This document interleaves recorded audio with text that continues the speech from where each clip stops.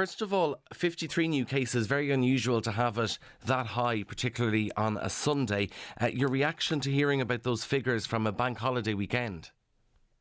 Yeah, I know. I think that the increase in cases, it's worrying but not surprising.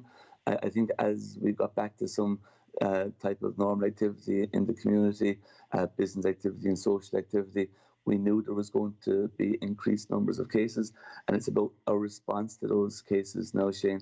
It's about, Mike Ryan from the WHO told us many months ago, it's about bringing the fight to the virus. You need to know where the virus is in the community, and it's now like our test, trace and isolate system. In fairness, as a GP, I'm finding the time to getting a test and the time to getting the result excellent at the moment. Tests within 12 hours, sometimes tests within a couple of hours, and results within 24 hours. And so we need to encourage everybody to keep up with the advice that they've been given, to download that contact tracing app. But we need to, I think we need to have the courage of our convictions. We need to all make sensible decisions personally, but we also need to keep going.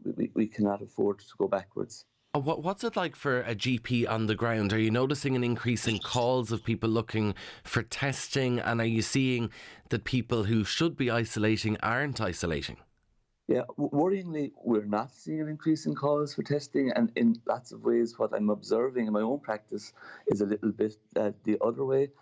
We now have people with symptoms that might be COVID who are presenting late. So like pre-COVID, in like normal times, we would absolutely encourage and promote self-care.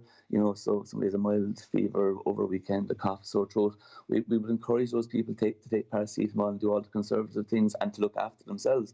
But now, because of the possibility of COVID, what we're saying to all those people clearly is, please do not self-manage those symptoms. Please contact your GP. Please self-isolate while you're doing that. And your GP will arrange testing for you, which, as I've said there, it'll happen really quickly, and we can find out if it's a COVID test, detected or non-detected test. Important to say, though, that you still need, with those symptoms, you still need to restrict your movements and self-isolate for 2 weeks. My understanding is that if you're symptom-free with a non-detected test, in certain circumstances, you may go back to work, but really we're still looking at that isolation period.